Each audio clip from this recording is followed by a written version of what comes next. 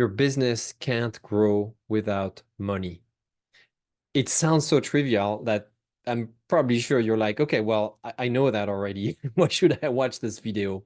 Well, I'm saying this because this principle, although it's a golden rule, a business can't grow without money, seems to be something that a lot of creative entrepreneurs forget when it comes to growing their business. We get so attached, and I see it with some of my clients and the peers that I talk to, we get so attached to developing our thought leadership, growing our audience, coming up with a better IP, intellectual property system. Maybe it's a framework. Maybe we want to write a book. We get so carried away that we forget to keep an eye on the money gauge, on the money gauge. Building a business, building a firm that is based on solid ground and that sells services can take a long time. And it's typically the kind of business that will be hard to raise money for, unlike software or products that create recurring revenue very quickly. So I'm sharing this message with you and this thought because if you find yourself um, in a situation where your numbers are dropping and your savings is shrinking and you're not feeling like you're getting any enough sales conversations, and you're hoping and you're confident and you're hoping that it will get better because you're writing more, because you're creating more of those ideas, you're popularizing your ideas, you're shaping your methodology, you're revisiting your sales collateral, you're creating yet another framework. Be careful because all of these activities are very time consuming.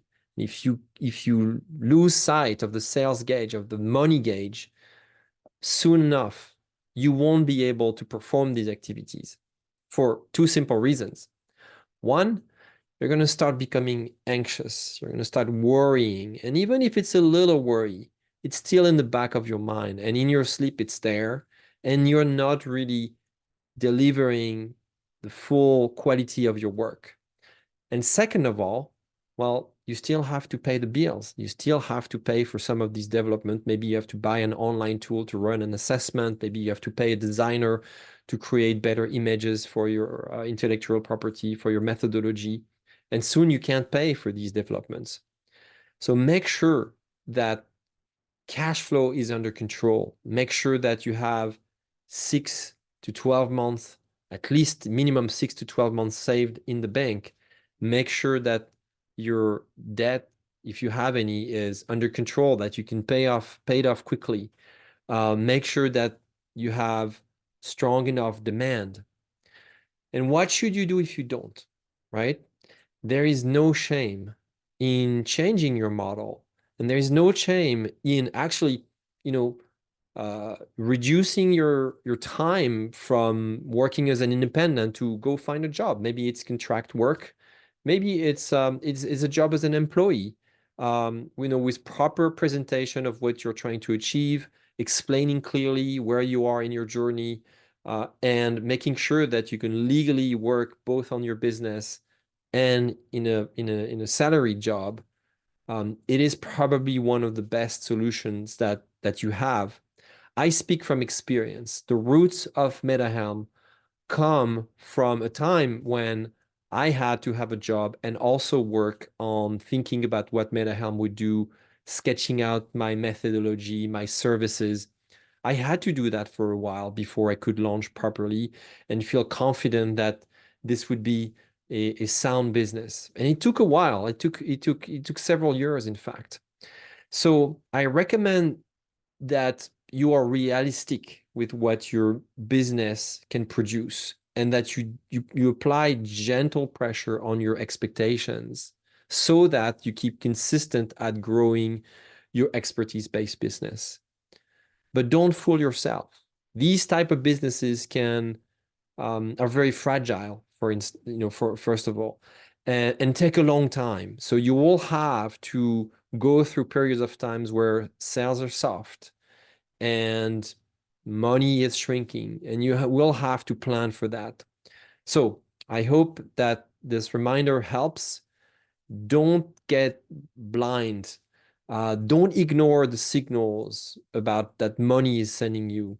Have an adult relationship, grow into an adult mindset and relationship with money. It's not because you're going to work harder and faster on this methodology or this idea or this business or this concept or the next talk that you want to share with others that it's going to go faster. You have to respect that the market is in control. Your clients are, for a while, in control until you generate enough narrative power, until you know exactly what actions get you to the right client, until you understand the cause and effects of your actions with the outcomes of your business and how much it's producing money, right?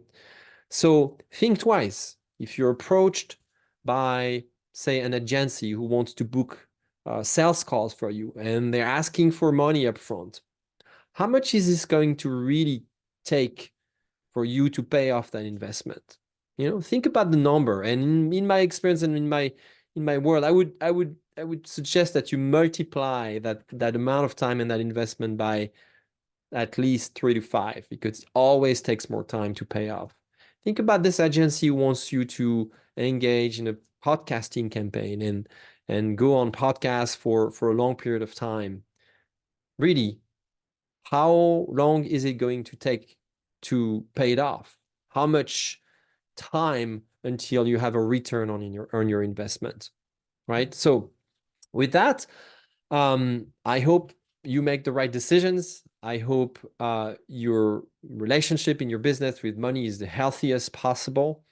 And I hope that you don't feel ashamed if you have to kind of slow down on building your business and err on the safer side so that you can sustain your business over the long run. But keep an eye on the sales gauge and really, really, if the numbers are maybe questionable or soft, dabble down on sales, dabble down on cash flow generation now before it's too late. Good luck, and let me know what do you think of this idea, and ask me questions in the comments below. Thank you so much.